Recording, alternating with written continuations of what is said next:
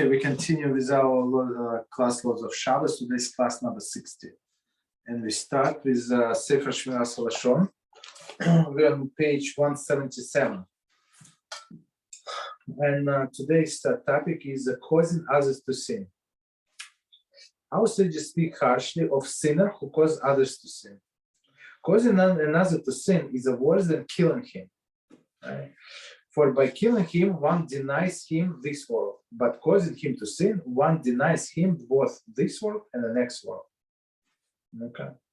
Sifra Dvarim 23a.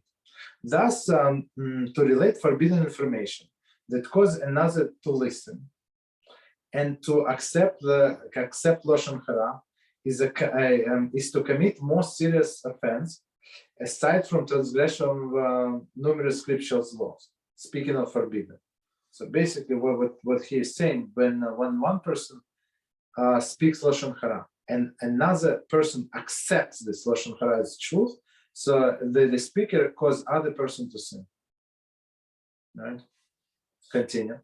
One should also take a note of the emphasis which Torah places on caring for the needs of others' fellow. For example, we are forbidden to ignore another's Jew's lost object. Even if the object is worth but a few cents, and even if the owner is unaware of its loss, nevertheless we are commanded to pick up and return it to him. However, the Torah commands us to be so concerned. Now, if Torah commands us to be so concerned with our fellow materials possession, which have value only in this temporal world, how much more must we be concerned with the matter affecting his soul, right? So if we are ready to give him back whatever his loss, I don't know, some of small value, needless to say, his soul, which lives on eternity. We dare not harm him spiritually by causing him to sin. Meaning, don't talk in front of him forbidden speech. That's what it is. Okay, we stop here. No problem. So, yes. Can I ask the question? Yes, ask the question. Okay, so two things. The first is a simple one. Can water be a tuffle? Meaning, let's say I have mazonis, it's a spicy mazonis, and I drink the water just because it's spicy. Okay.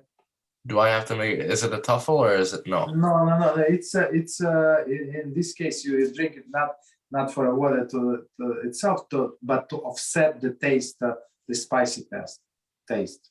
Yeah. So no bracha is necessary. Unless you're also thirsty. So if you're thirsty, for sure you must make a bracha. But if it's like the spicy, it's like fire in your mouth. So yes, that's a different story. I understand. So the second thing is I'll back it up a little bit first. Is that now water really one never drinks for taste, right? One drinks it for a purpose. Some people say it's tasty. I don't know. So they especially buy these bottles like I don't know this fancy schmancy bottle. And some of them, like small bottles, $3. What do you say? $3? I buy the whole gallons for $3. Well, you normal? No, it's better water. It's tastier. I don't know. Okay, but some people would not agree with you. They say it's tasty. But okay, go ahead. Okay, sure. But the thing is, so I'm saying the main point is, for example, to serve some purpose in your mouth, correct? Now the thing is like no, but it's also for nourishment, for satiation. I mean, you need water to survive. It's not only for taste. I agree, but if we're saying it that way, then it's sorry.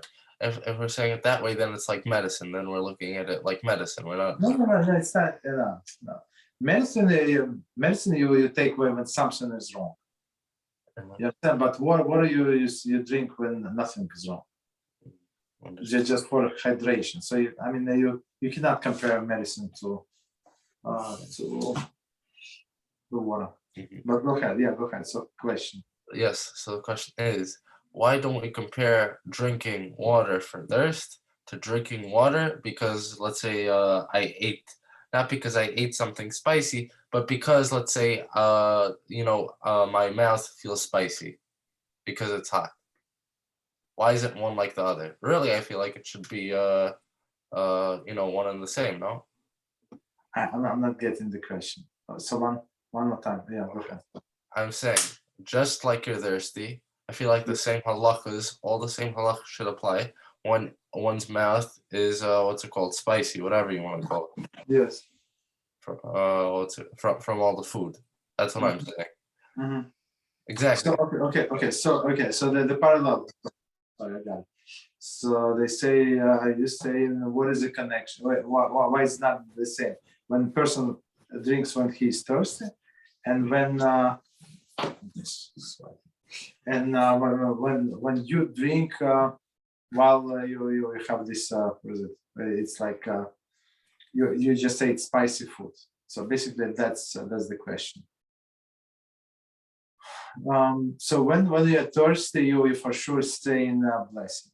But here, you ate something spicy, and you need immediately water. So when you're thirsty, you can wait. But here you cannot wait because like it's fire in your mouth. So in this case, they give you even they said, I think if you ate something like spicy or whatever, right? And you can even take piece of bread and eat it.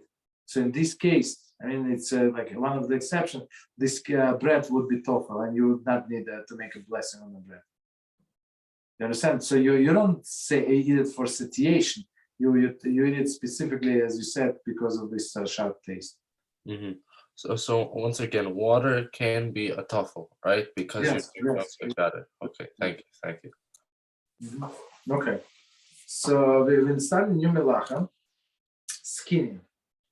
Okay, so I'm on we're on the page 363 and the chapter 25, skinning. Okay. Dav melacha. Skinning is one of the 39 avos melachas that are prohibited on Shabbos. During the construction of the Mishkan, rams and tachashim were skinned so that their hides could be used for the covering of the Mishkan. So I mean skin to remove the skin from the animal. Right? Number 2, definition. The melacha of mafshit is defined as the removal of the hide or skin of any animal, fish, or bird, whether kosher or not kosher. So it's irrelevant, right? Kosher or not kosher. Removing the skin. Basic rules of the melacha. Torah and rabbinic prohibition. The biblical prohibition of skinning applies only if the hide or of the skin will be used after it's removed. If, however, one intends to discard the hide after skinning the animal, he had violated rabbinic prohibition on it. So, same idea as we spoke before. So all of these melachas were done for constructive purpose. If you skin the animal in this specific case and throws out the skin, so okay, it's still not allowed, but it's rabbinic. Okay. Number 2, removing a skin after covering, after cooking. This melacha does not apply to the cooked food. If chicken or fish is cooked with the skin, one is permitted to remove the skin on Shabbos. Through cooking, the skin itself becomes food. Therefore, the removal does not violate the melacha of skinning. There is a note. It says, as to whether removing the skin violates the melacha of borer, see Shabbos kitchen. So what does it mean? Borer is a sorting, right? So you're not, as we said before, you're not allowed to separate bad from good. Okay. So basically, since it is food, so if it is bad, if the skin, if you never eat skin, right, because you think it's like it's not healthy, this and that, so it's not food for you. Understand? But so you're not allowed to simply like remove it. right? You have to remove meat from that skin. But if you eat skin and this time you don't want to eat soy or you want to eat it later, there is no problem. You can separate the skin basically. Okay, so it was very short. Next melacha. Tanning. Me'abed. The ab melacha. Me'abed. Tanning is one of the 39 avos melachas of Shabbos. During the construction of the Mishkan, they tanned animal hides, which were used in the covering of the Mishkan. Okay, so definition: Me'abed, tanning, is defined as improvement and preservation of animal hides by converting them into leather. All actions that are performed as a part of this process are included in the melacha of me'abed. So basically, you have a skin, and I don't know if you ever saw the skin of the animal, like if it was not processed. So basically, it's very tough. Right? It's like piece of wood, I would say. Right? So rough. So so what they do, they put in some kind of solutions and stuff like that to make them into leather. Of course, removing hair first, but and put all the solution to make it like soft and pliable. Part number 3: activities included in this melacha. A. Soaking and salting the hides. The process of tanning entails soaking the hides in various liquids, such as brine, salt and water and tannic solution. So meaning you want to make it like some kind of color, give it some kind of color. Some methods of tanning include packing the hides in liberal amount of salt. Okay. This is forbidden. One is forbidden to place hides into these liquids or salt on Shabbos. So basically, one more time, I'm not sure whether the process first they would put in a salt or first they put in this solution, liquid solution, this brine. I'm not sure, but I mean it does not make a difference. So we know that all of this forbidden, and in some sense we're going to talk later about it. That that's why some pickling of the foods are forbidden. Okay, in Shabbos. Continue. B. Trampling the hides. As part of the tanning process, it is necessary to trample the hides. This hardens the leather and strengthens it. Okay. Now this is achieved by running the leather through the rolling machines. One may not perform this trampling of Shabbos. So, okay, we're going to see. I think in the practical application we would see. Of course we don't have hides to trample them, but how today? How does it apply today? Okay, probably with our shoes that made of leather, stuff like that. C. Strengthening and softening the hides. Straightening, meaning to make it straight, and softening the hides. When the hide is removed from the animal, it is uneven and warped. At the end of the tanning process, it is stretched on the frames to straighten it. So I don't know if you saw this, the frames, but that's what they do, like to stretch it and straighten because of course it's not even like on animal. The leather undergoes various procedures, such as soaking in enzymes to soften it. One who straightens and softens leather on Shabbos violates the melacha of tanning. Right, so all of the enzymes and stuff like that to make it. D. Lubricating the leather. So that's one of the reasons that we cannot apply the lotion on Shabbos. One of the reasons. The finishes touch of tanning include the application of various oils and waxes to the leather. This smooth the leather and make it soft and pliable. So all of these oils, right? These acts too may not be performed on Shabbos. So all of these oils to improve the leather we cannot do. Okay, Shabbos. All right. So part number 4: applying the melacha of taining to food. By Torah law. The Gemara in Tractat Shabbos 75b states, the melacha of taining is not applicable to items of food. Okay, that's good. This means that although the Torah forbids person to preserve the animal hides on Shabbos, it does not forbid him to preserve food item on Shabbos. One is permitted by Torah law to pickle foods in salt and brine on Shabbos by Torah law, even though this alters the food and preserve them. So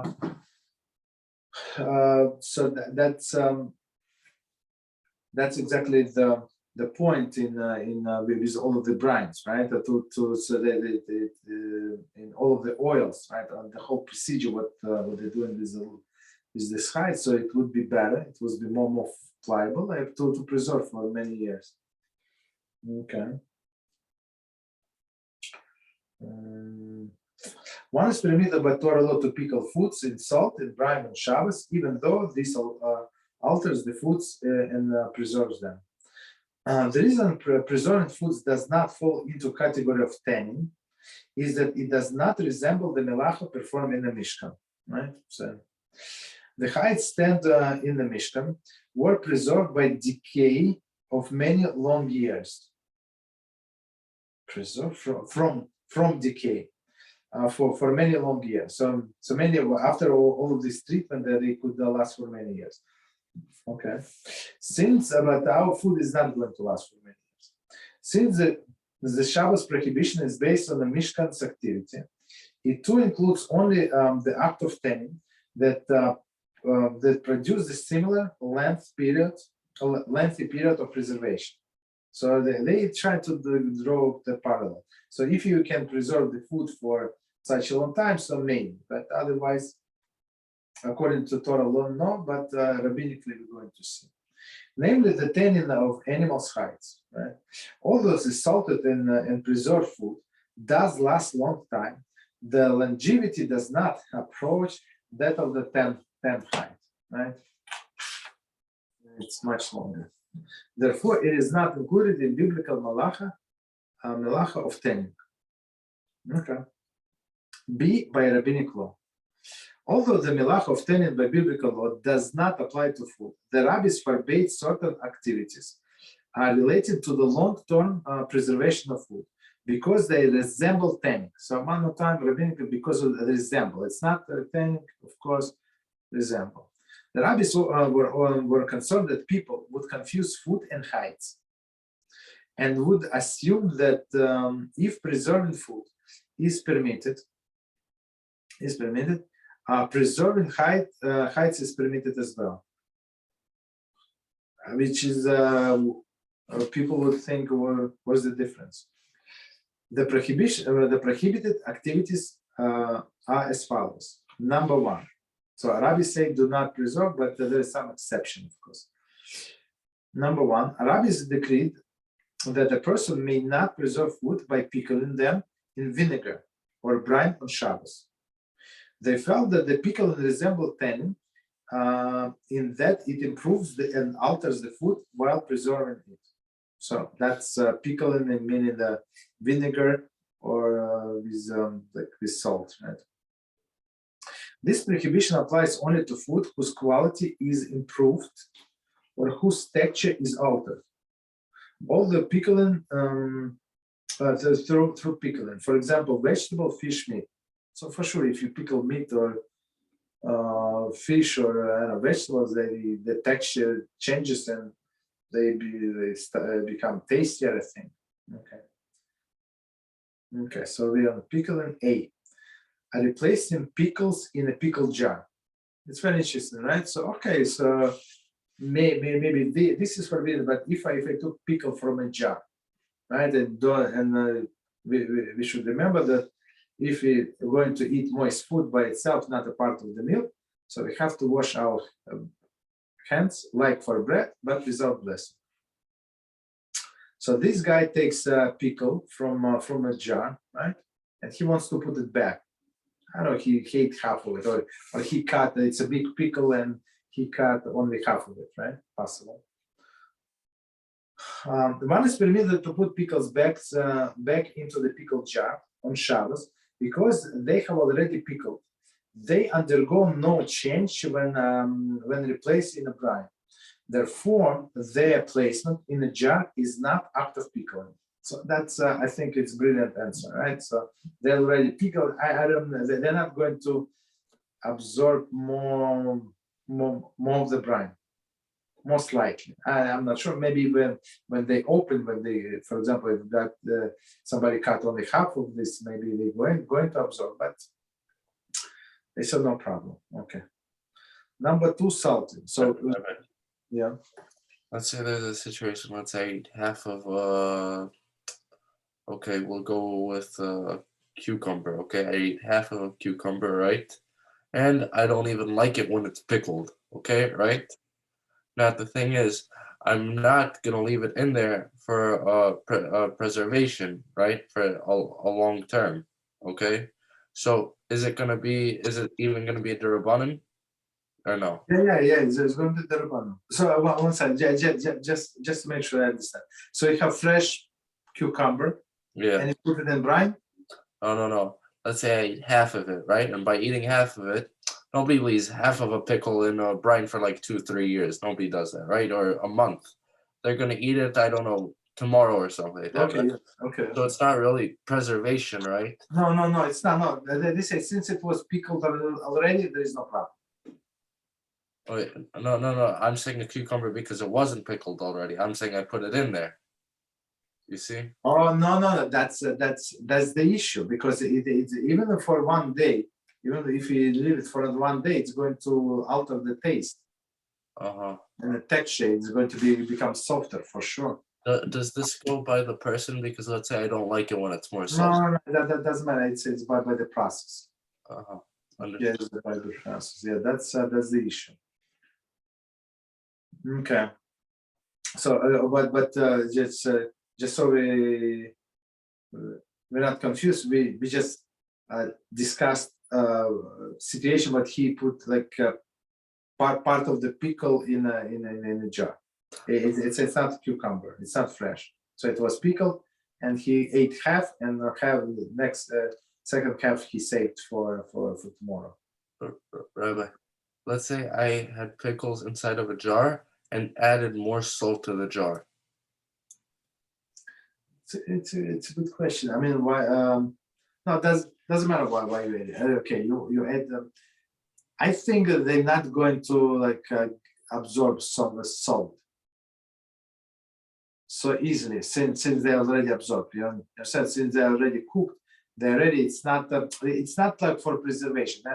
And you understand that they're not going to be like stored better just because you added salt. I don't think so.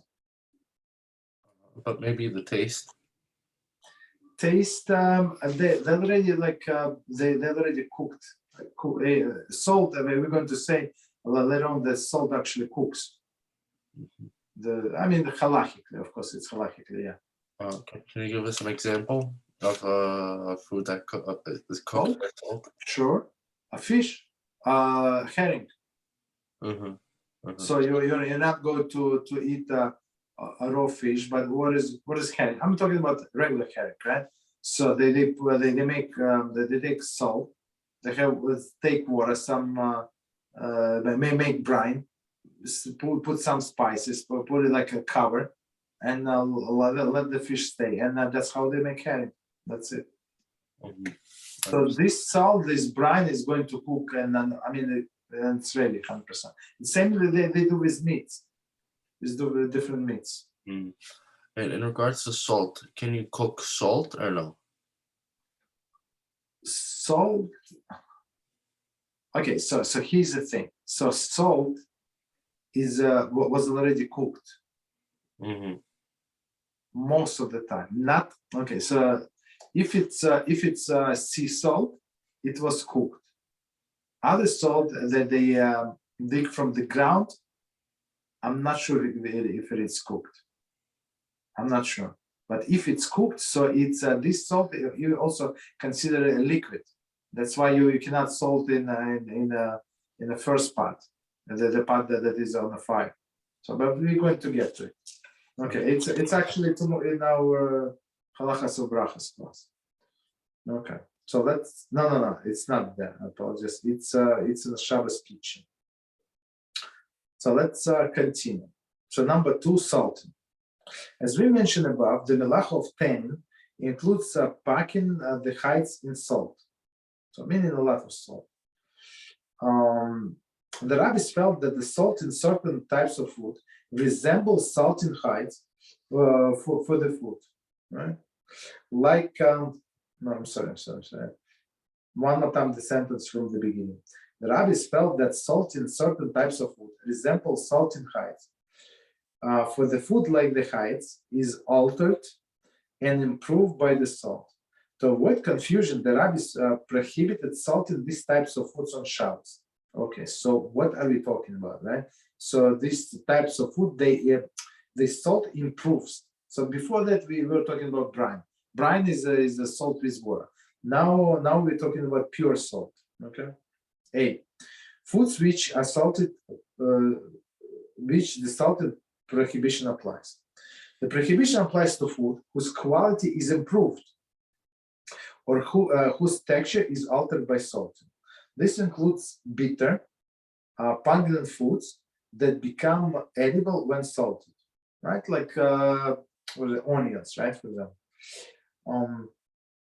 It is also includes vegetables which harden when salted, and beans which soften when salted. Okay, let's see. Okay, I think we're going to discuss in practical applications.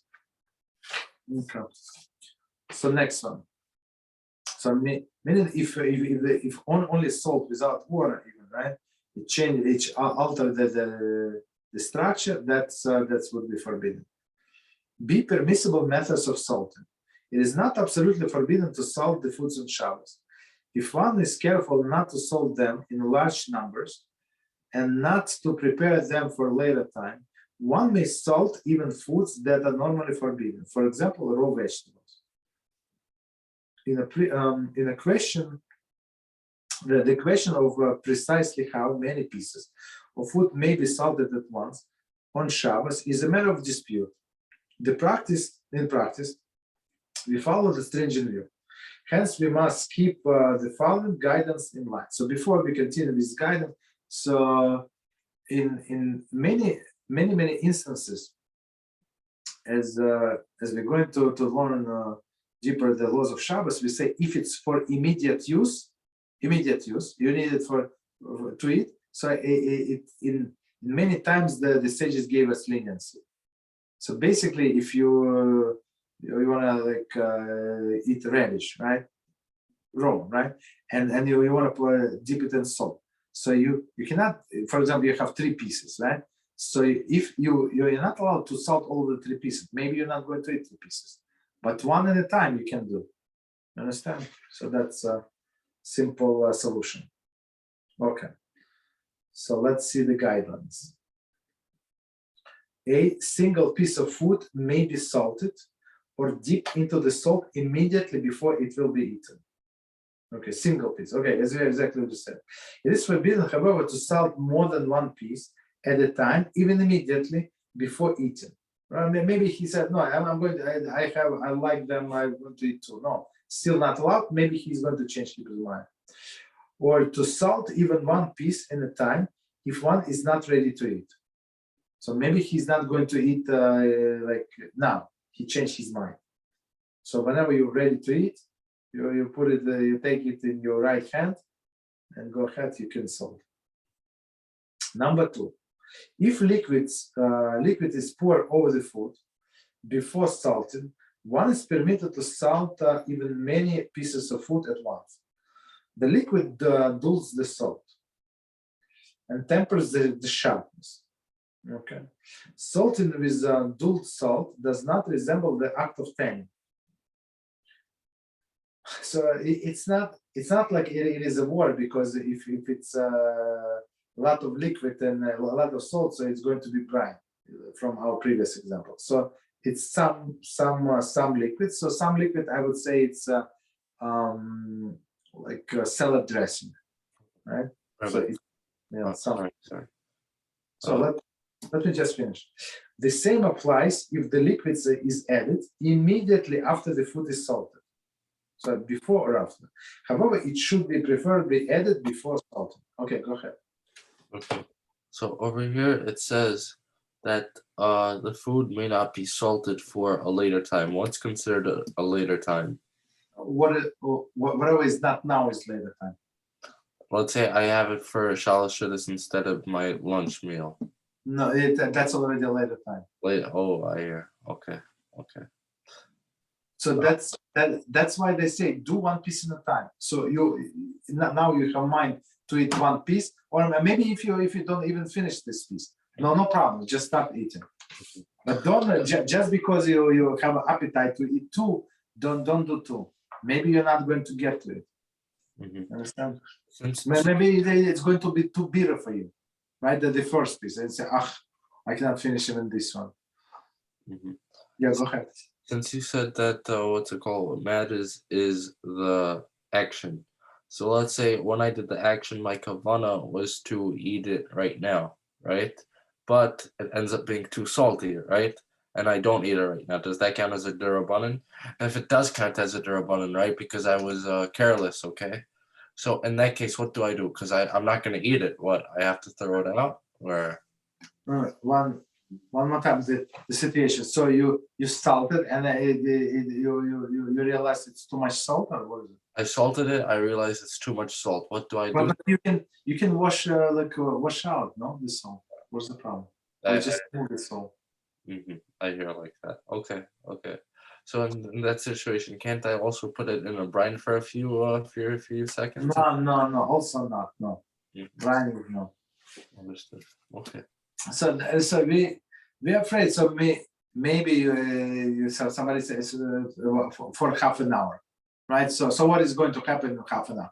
Maybe nothing is going to happen, but who guarantees that he's going to remember in half an hour to remove it? You understand?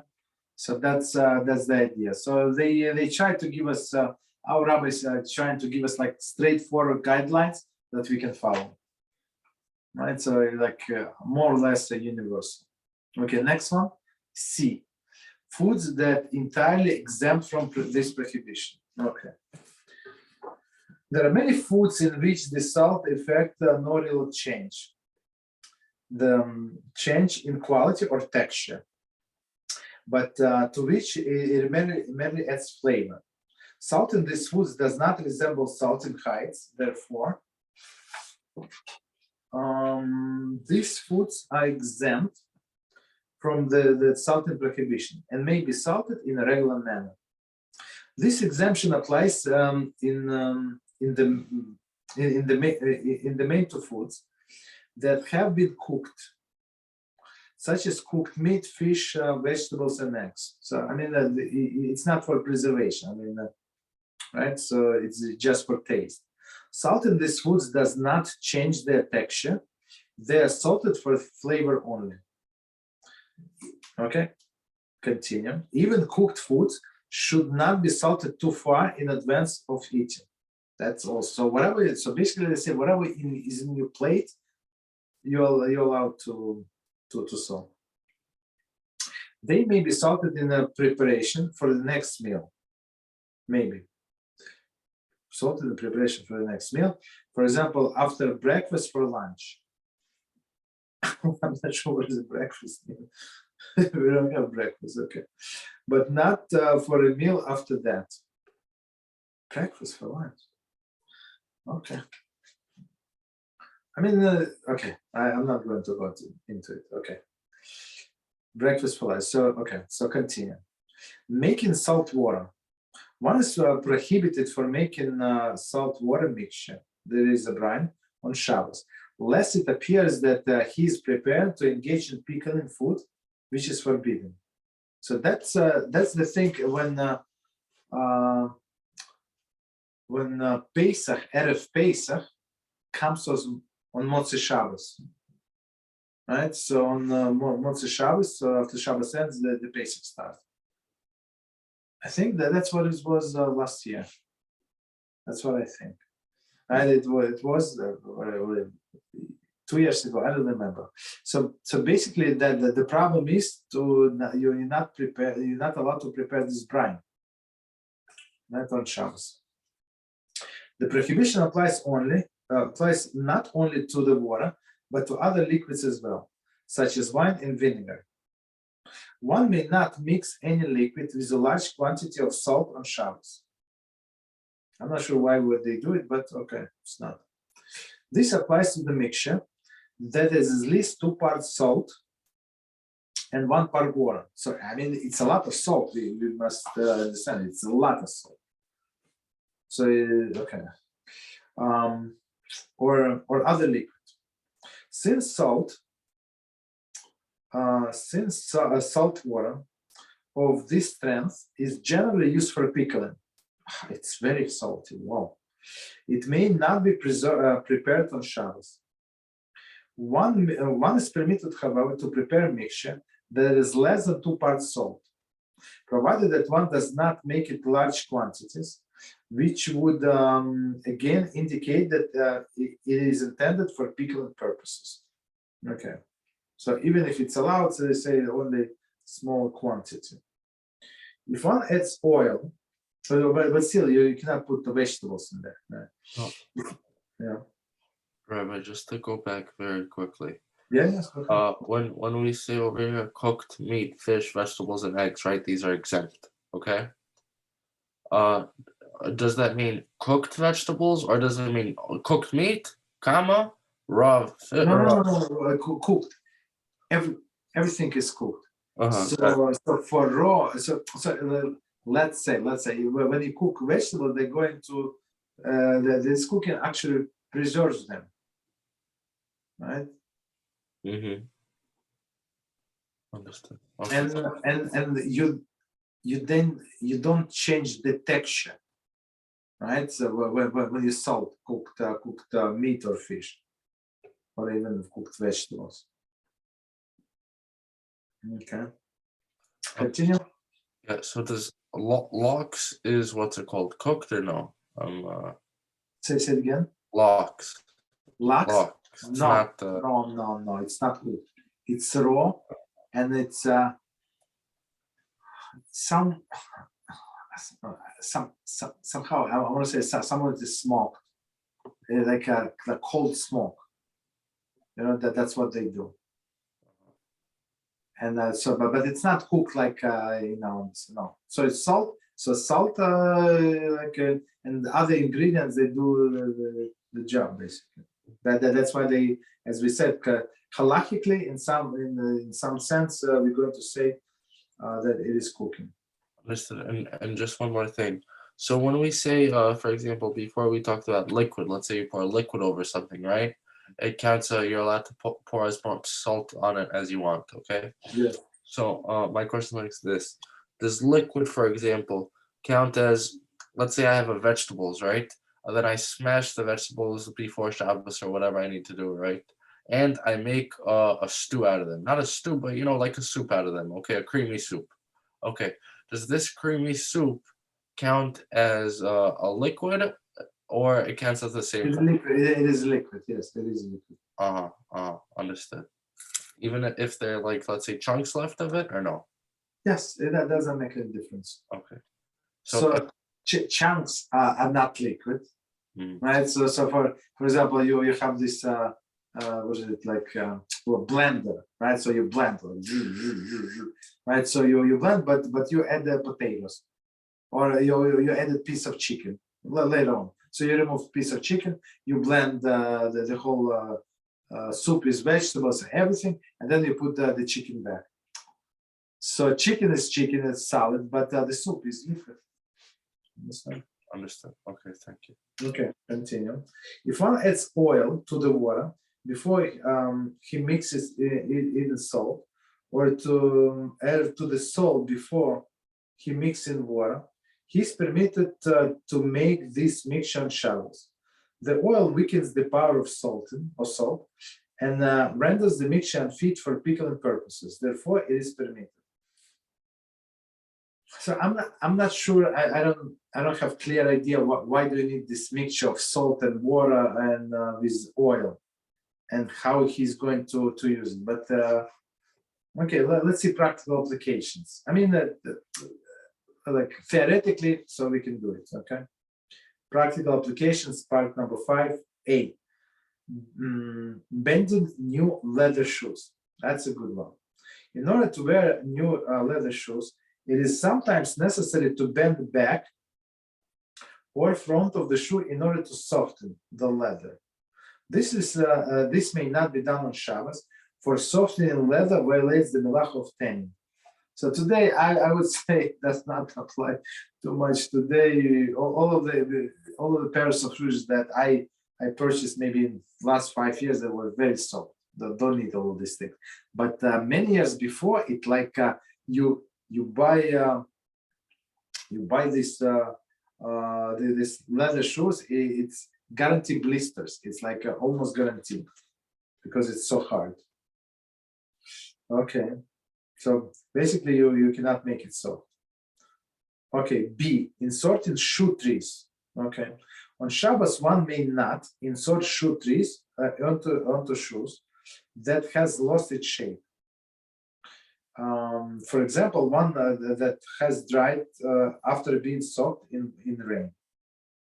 By doing so, one stretches the leather, thereby violates the melach of tanning. So this shoe tree, do we know what shoe tree? Where we used it? You know, David, you know what shoe tree is? No. Shoe tree? I say it one more time. Yeah, shoe tree. Yeah, shoe tree. Shoe tree. No clue. Absolutely no clue. Okay. It's for old timers like myself. So it used to be made of wood, like on the shape of the shoes. So you put there, like, and then you click, and it's like it goes like in front of the shoe, and it's like it can go like to the sides to stretch it a little. I know exactly what you're talking about now. Okay, understood. Okay. To stretch it a little, or at least, so that's what I have to stretch it, right? But in all the rest, the simple one, just so shoes would keep shape. You understand? So today it's not, the shoes are such a good quality, like they don't need that. But in olden days, that's what we should. Okay. So and all of them today is made of plastic. So they call shoe tree, but it's actually made of plastic.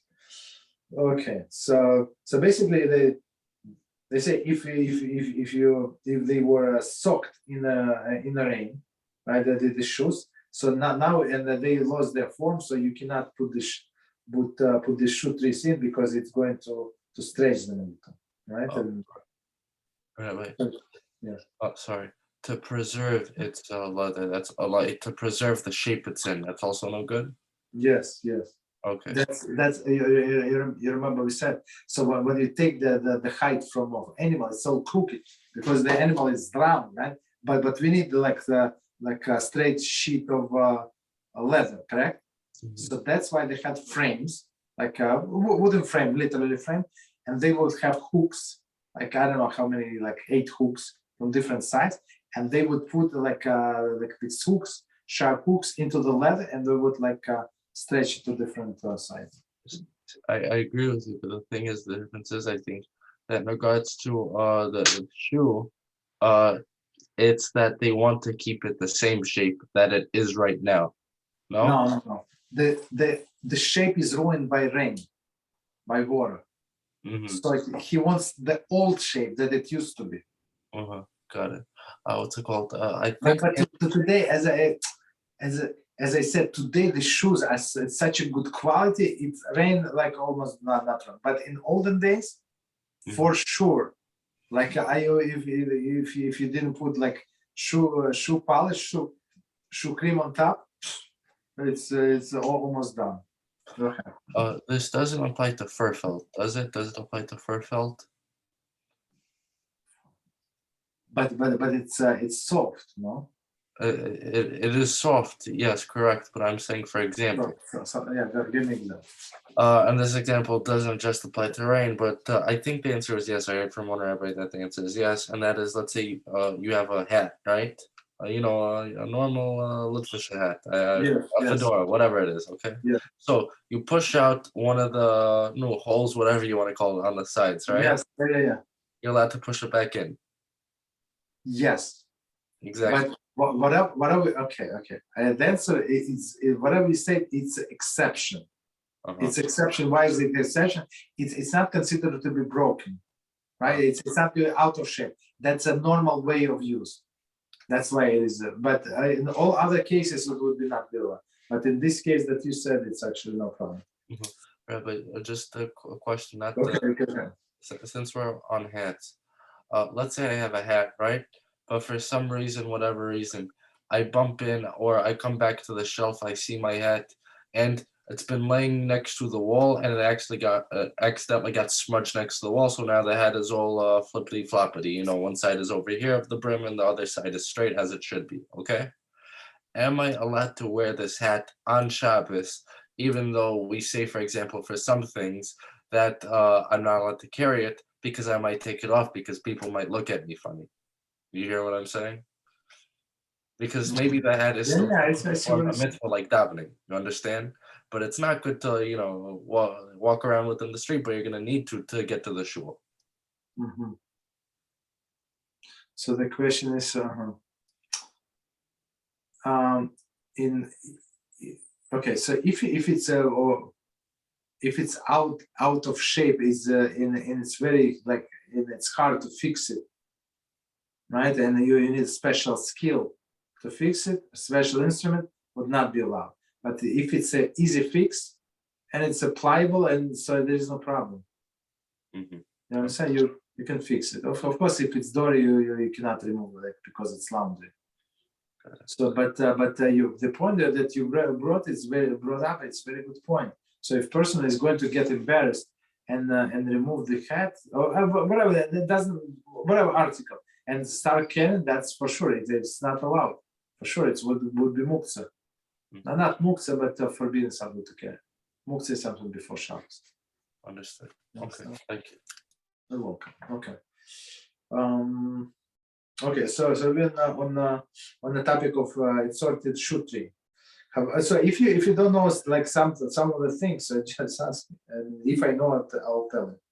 However, it is permitted to insert these trees into shoes that have not lost their shape, just to keep their shape, as you said. If normal shoes and you just want to keep the shape, not stretch, just keep the same shape, then no problem. For it does not stretch the leather into new shape, but simply prevent it from losing its original shape. So in this case, straightforward, no problem.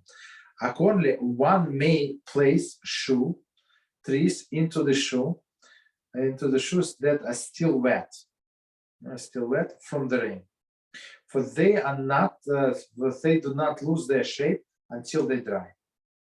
Okay. So if you just came from the rain, right? So I mean, right? The shoe does not lose its shape quickly.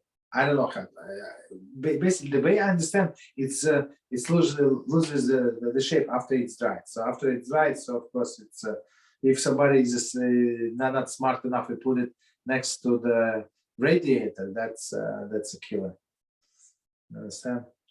So okay, but if it's still wet, so you can put shoe trees and there is no problem. Okay, C, oiling articles of leather. That's a problem. It is forbidden to oil leather article on Shabbos, such as leather upholstery, boots, belts, etc. So we're not allowed to shine our boots. This improves the leather and is therefore prohibited under melacha of me'abeit. D, salted vegetables. Okay, here we go. One is forbidden to salt a plate of uncooked lettuce. On uncooked vegetables, for example, lettuce, scallions, onions, carrots, etc. I'm sure. Okay. For permitted methods, see salt in 370. So basically, as we said, one piece at a time.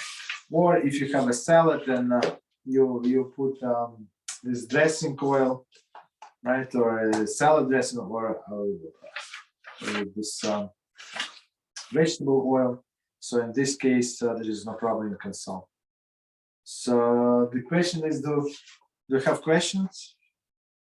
So we have 10 minutes. So if you have questions for 10 minutes, I answer the questions. If not, I have question about the recent melacha.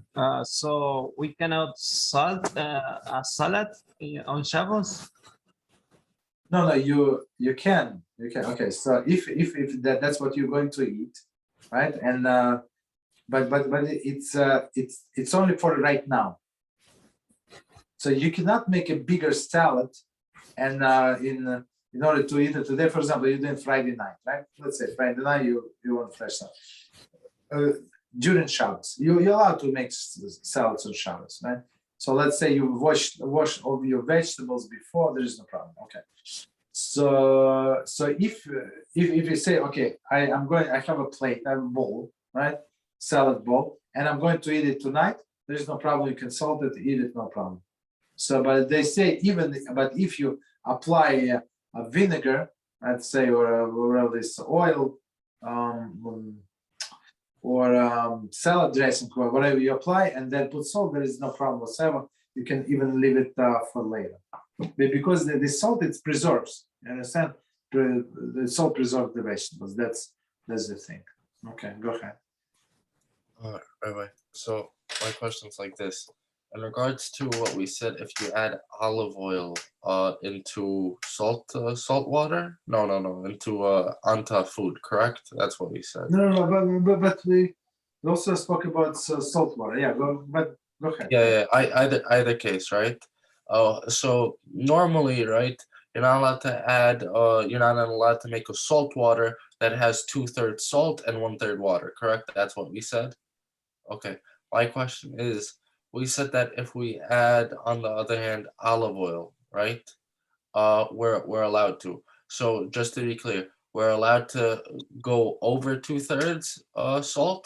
We're allowed to make it, let's say, 4/5 salt and 1/5 water if we add oil into it. And how much oil? You see, they didn't discuss the thing, so I would not sure. But in my mind, like, why would you want to do that? So this oil, so the basic idea, just the basic idea that they say this oil is going to offset this salt. Mm-hmm. So the oil is going to prevent the salt from I don't know, getting like I don't know what is the word, like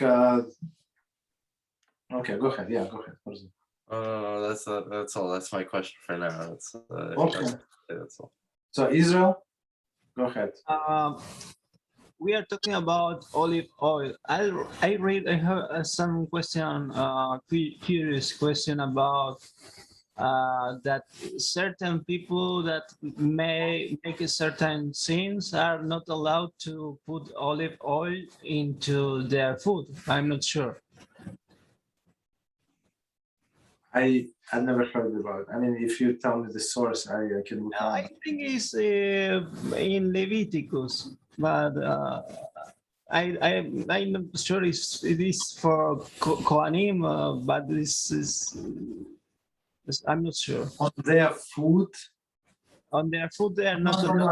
No. Okay. Let me tell you what I think that you're saying. Just my guess, right? So Moshe Rabbeinu made an oil, special oil. So this oil was to inaugurate base of Mishkan, the tabernacle in the desert, and this oil was used to inaugurate Aaron, his brother, as a Kohen, and his sons. And all of the vessels, so they sprinkle whatever this oil, they apply this oil, it doesn't matter the way they did it. And this oil was used for all of the generations until it was hidden in the days of first temple. You understand? So it's this oil were miraculously like replenished. How? It doesn't matter how they would apply to the king or to the vessel in the base in the Mishna in the base of Mikdash when Shlomo built the base of Mikdash. So and it says this oil you cannot use for personal use. So you cannot apply to your skin. So in olden days there were no creams, so they would put like to preserve the skin, right? They would put oil, olive oil. So this oil is a mix of this oil is prohibited for any use. But that's what I think that you're saying. But otherwise, if you say Leviticus, I don't know. I think it's closer to this part. But this oil was olive oil. Yes, this is olive oil. Yes. So for personal use was not allowed. But no. And plus all of this oil, for example, we have menorah. We have a menorah in the base of Mikdash, right? In base of Mikdash, we have many menorahs. I think 10 menorahs, if I remember correctly, we have 10 menorahs. But let's say in the Mishkan, we have one. So all of the oil that was consecrated for that menorah, so we said we're going to use for that menorah, you're not allowed to use use it for any personal use. So even leftover oil, let's say it's not good, this, that, you have to destroy it, you have to burn it. So this will be including personal use, food, someone who want to. Yeah. But any person. You olive oil, for example, it's Hanukkah is coming, right? In very, very soon Hanukkah is coming, right? So on Hanukkah, so today is Rosh Chodesh. Tonight is Rosh Chodesh Kislev, right? Actually, so and Hanukkah on the 25th of Kislev. So you have 25 days. Right? So we use this olive oil, but we buy regular olive oil. You can put it in a salad. You can eat it. You can apply it to your skin, or you can put it in the candles, whatever you want to do. They say it's exactly the same oil. Even in the store, they say it's a special oil for candles. Okay, I'm not sure there's a difference, but whatever oil buy it works good with salads and candles. You understand? Rabbi, question. Let's say 10 minutes before, like, let's say I have a Suda, right? Shalosh, whatever it's going to be, okay? And I didn't think of Dvar, I didn't think of anything, okay? So now you start going through the parsha in your head. What, okay, we'll say it this way. What interpretation, let's say you want to think of something, say something, say Dvar, say Kiddush, whatever you want to do at the Suda, okay? What type of interpretation do we say one's allowed to make, and what do we say one's not allowed to make? Why do you need to do any to say any interpretation? Just read from the book. Just repeat what Rashi said. He did interpretation. We just say whatever he says. So that's why when I told you it's good when you underline or put some marks on the side from this. Or sometimes I put a check. Check this. This is or exclamation mark. Mm-hmm.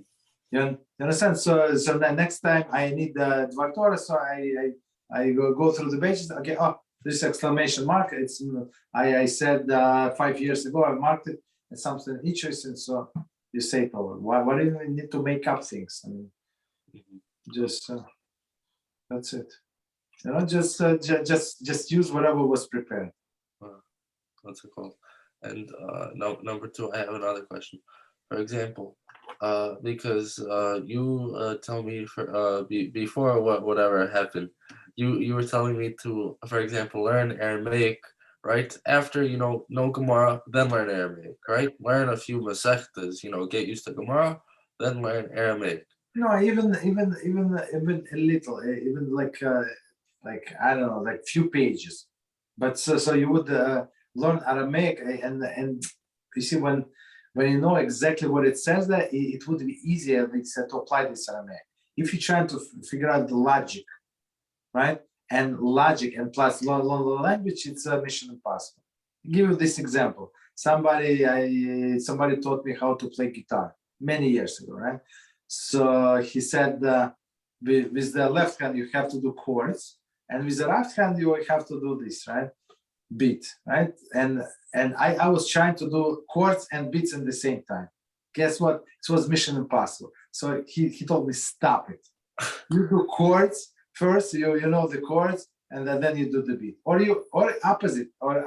You do the beat, you learn the beat, and then you do the chord. But don't try it at the same time, because I was not very talented student, probably. So, but maybe some people can, but it's very difficult. So, but if you know one, and for sure, and for example, if you know the idea what they're talking about, all of the sugya, so of course you can. It's better to learn Aramaic, and it would help a lot. You understand? Understood. But that's why I said that. But I don't say like a lot. But whatever, like one idea. What was it? 1 page, 2 page, whatever pages it doesn't matter. But you have to push yourself, because HaZohar is going to come, and he said, "Oh, maybe you're tired, maybe you're hungry, maybe this." And people would want to learn with you, all of the useless people in the world, say, "I have a question for you," and they would bother you. So don't. You have to understand. So HaZohar is not going to let it go. Understand? So if you want, guys, I can tell you the story. You want a story? You ready for a story? 100%. Okay. So here's a story.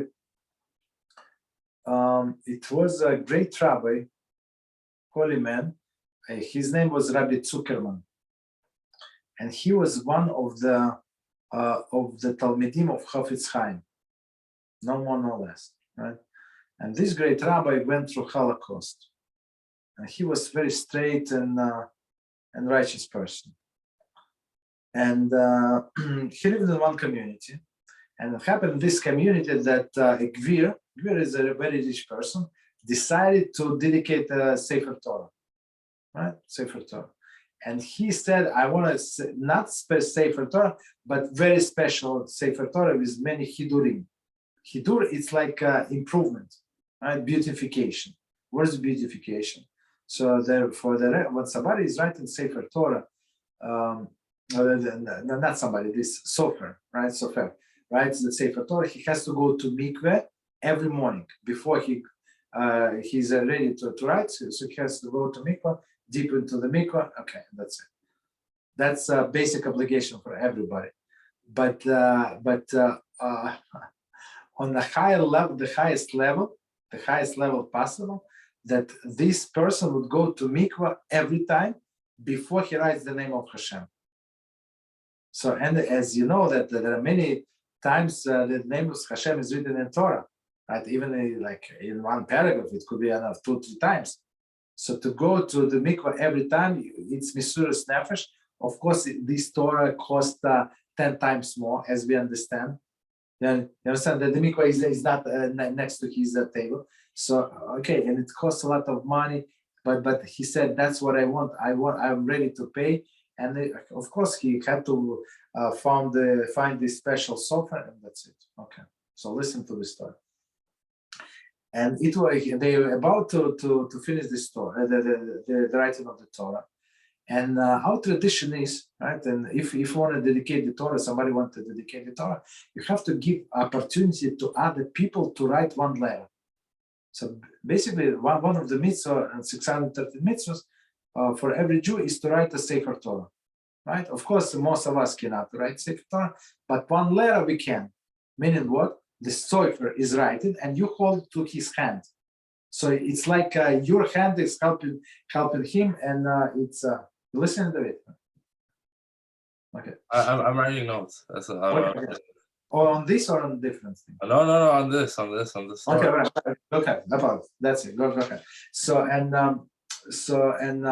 when somebody is writing Sefer Torah, so I personally wrote one letter many years ago. It was a dedication of Sefer Torah on my blog. So somebody dedicated. So okay. So I hold to his hand to the feather. Okay, I try not to bother this person much. So because many people, so you pay money. Of course, you want to participate in mitzvah, you have to pay money, and that's it. So and it's a big celebration. So basically, many people comes to the house, and there's a line of people, and they take pictures, and everybody's dressed, and there is food and a beautiful atmosphere. There is a wine and everything. Okay. So and it happened. On that day, right? They write the last page. Rabbi of the community. It was his turn to write the letter, and they called Rabbi, please come. It's your turn, and the Rabbi is coming. And he was so excited that he did not see that the waiter was coming with a bottle, open bottle of wine to give to people. And he bumped into this waiter, and the wine flies and spills over the Sefer Torah. And Rabbi falls on the ground, and he's embarrassed, and he spoiled the Sefer Torah, and he does not know what hole to bury himself. You understand? And he left this event. So this Greer was very nice person, righteous person. This rich person said, Rabbi, do not worry, please. We're going to rewrite this page. No worries, because it's attached to his sinews, like a stitches, right? They only like this big, like I don't know, like 5 columns. I mean, it's a big job to write 5 columns, but basically it's not ruined completely. All right, that's what they told him. Rabbi, don't worry, and they say we're going to continue with celebration. Why? Because okay, everybody, even though this Torah is not good, you cannot read from this Torah because was not finished and it's spoiled and stuff like that. But for celebration purposes, we can celebrate. We can bring it to the synagogue, and then quietly we can fix it the last page. Okay, there is no problem. So Rabbi, don't worry about it. So this Rabbi left this house of this Greer, and he's walking, and he's so embarrassed, and he said, and he met this Rabbi Zuckerman, and he said, Rabbi, I don't know what to do. What is embarrassment? I fell in front of that whole community, and it was enough. I spilled the wine like over this because of me. The wine was spilled over this new Sefer Torah that they spent so much time, so much money. He said, why did I get such embarrassment? Like, what's going on? And this Rabbi Zuckerman, he didn't skip a beat. He looked at this Rabbi and said, oh, you do not know? So he said, if something should, if your intention was that something good should come in the world through you, it would come through you. So this Rabbi said, okay, thank you very much. I expected some encouragement, but okay, thank you very much. Okay. He did not understand what's going on. And later on that day, he went to the celebration, like a dinner, right? Dinner, so everybody came together, beautiful dinner, in order to celebrate this Achnasat Sefer Torah, right? Right, and people were speaking. People around the table, they were sharing their experience and stuff like that. That Talmud Torah, and one person stood up and said, it is very nice to meet you all. I'm from England, from London, England. I flew here especially why to honor my friend here, this Greer, right? To write a letter, and I got to write a letter in Sefer Torah. But after I went through the Holocaust, and after I saw what happened, what God did to the Jews, so I stopped absorbing, even though I was not so strict before war. After that, I quit everything. And okay, so thank you very much. And then the next person spoke, right? So this Rabbi of the community, he jumped on his feet and he started trying. Said, Rabbi, everywhere, Rabbi, what's going on? What are you? He said, I'll come back. And he came dancing and laughing to Rav Zuckerman's house. So Rav Zuckerman said, what's going on? And he told me, he said, Rabbi, you don't know what to understand. He said, okay, tell me what happened. Yeah, you don't know what happened. He said, okay, So he said, tell me what happened. He said, and he said the sad story, the whole story. He said, if I would not trip and spill that wine, so this Sefer Torah would be not kosher because of this one, that Apikoris, right? This right, Mumar. This Mumar, the one who denies the Torah, who denies HaShem, wrote one letter that makes the whole Sefer Torah puzzle not kosher. So because of me, it was ruined, and good came to the world. You understand? So now the Sefer Torah is going to be kosher, and otherwise people they're not allowed to make blessing or not kosher Sefer Torah. That's the story for you, all the way from Rabbi Reuven. That's just repeat. Okay. Thank you. So wait, so the Holocaust survivor, he didn't keep Shabbos, right? That's what happened. See, he said, I don't keep Shabbos and I don't believe in God so much. I understood. So the person like that, he's not allowed to write a Sefer letter. So it's people who want to donate the Sefer Torah, they're very careful who they give the Torah to write the letter. What's it called, Rabbi? I'm confused because I remember as a kid, what's it called? You know Manhattan Beach, right? You know the community. Yes. Just for others to know, Russians, right? Russian Jews, not from. Okay, long story short, rich ones too. Anyways, so they had a Sefer Torah over there, right? And they let us write down a letter. Okay, now they let me write down a letter when I was under 13. They let my brother write down a letter who was over 13.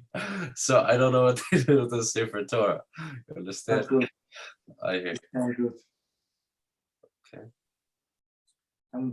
Unfortunately, so when people are not from and they don't ask questions, so if they ask Rabbi, he would. I hope he would tell them.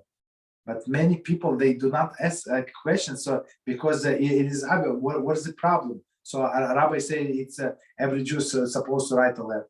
Okay, so my cousin is going to write a letter, but he's up because he's intermarried. So what's the problem? But he's a Jew. His mother's Jew. Yeah, his mother's Jew, but he's not allowed to write a letter because this Sefer Torah is passed.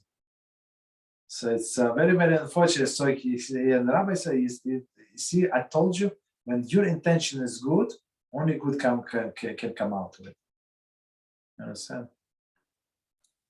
All right. Any other questions, or we stop here? Tell me. I have one about. Please, yes, go ahead. Talking about Sefer Torah, in some places, some writings, the holy name is including the nikuds. It still is encoded. That is my question. No, in nikuds, no, in the Sefer Torah, no. No. In some text or even Sidurim, it has. No. 1 second. Sidur is different. No, why are you saying Sidur? Sidur, we're talking about Sefer Torah.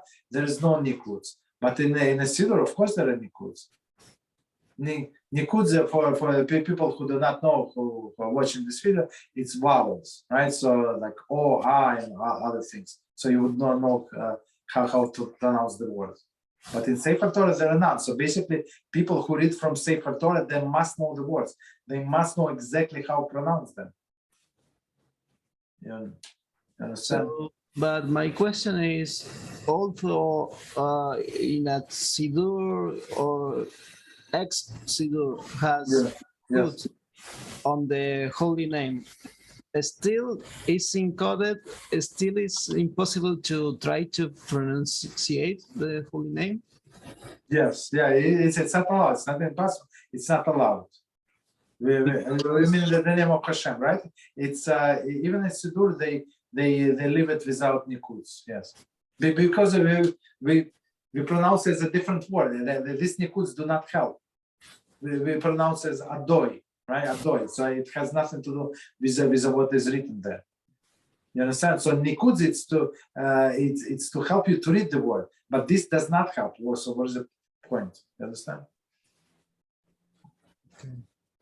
And then plus, we're not allowed even to try to pronounce it. Right, wait, one thing. I think I saw it halakha. That, for example, you know those that Christian group, the J Witnesses, whatever. Yeah. I heard that you're allowed to say the way they pronounce it, the English way of pronouncing it, English way, whatever you want to call it. Okay, but I see what he's saying, but it's not. That's what they do. We don't repeat what they do. Got it. Okay. It's garbage. Whatever they do, they're garbage, and they do garbage. They don't try. Okay, to stop here. One question. Okay, no, go ahead. Thank you.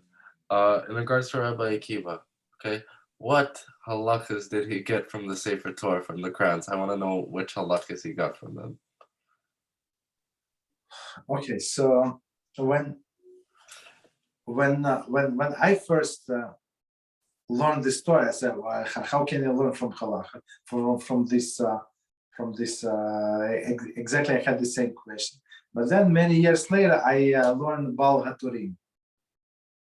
So Baal HaTurim, he was in before Rambam, Tur Shulchan Aruch, right? And he wrote all of these gematrias. He was into gematrias and all of the crowns and the shape of the letters. So some shape of the letters, they're not straight. They are bended this way. Some of them bigger, some of them smaller. So he went through the whole Chumash only explaining these things and crowns. So, and I mean, if you ask me to remember anything that he said, I would not remember. But it's amazing. So 1 year I learned only this Baal HaTurim Chumash. Okay, it's only like so he's into gematria. So he said this word is a gematria of this, and by gematrias, so he explained he explained the meaning through gematria.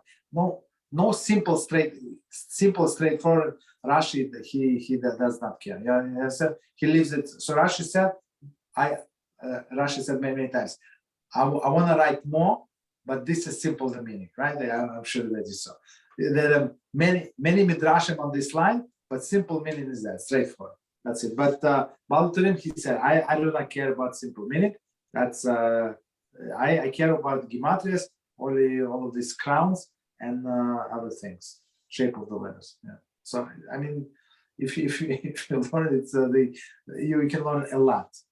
Of course, Rabbi Akiva knew more, but even from this Baal HaTurim, you have a glimpse of this thing. Mm-hmm. Understood. What's it called? What should we do in a Sefer? How do we interpret? For example, there's this one comment in Rashi. I think it's in Lech Lecha. I'm not sure. It's about Hagar, where it says, "How do we know that Hagar and what's the name of the other name for Hagar?" Keturah. Yes, Keturah. How do we know that she's the same, right? And so there's a certain word, right, written with, I think it's an extra yud or something like that, okay? And so through that extra letter, or missing letter, whatever it is, we know that Keturah and Hagar are the same, okay, right? Now, my question is like this. Our scroll says that in the Sefer Torah today, we don't have this extra missing letter, whatever it is, right? We have a different version, so Rashi's explanation doesn't work with the Sefer Torah. So do we say Rashi's explanation is still right or no? Or what do we do? We read the Rashi's explanation. That's one of the things that I remember reading the answer, but I mean some time ago. But I mean the way they explain, because it's a good question. What Rashi had different. I mean, it's understandable if you had different Talmud versions, right? So it's, and if you see the Talmud, it says Rashi said this, but we don't have this text. Our text shows different. Like it's past. That's I would understand.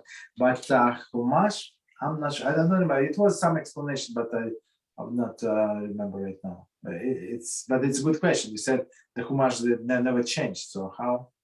I don't know. Understood. Okay, thank you. Okay. All right. So let me start the recording. 1 second.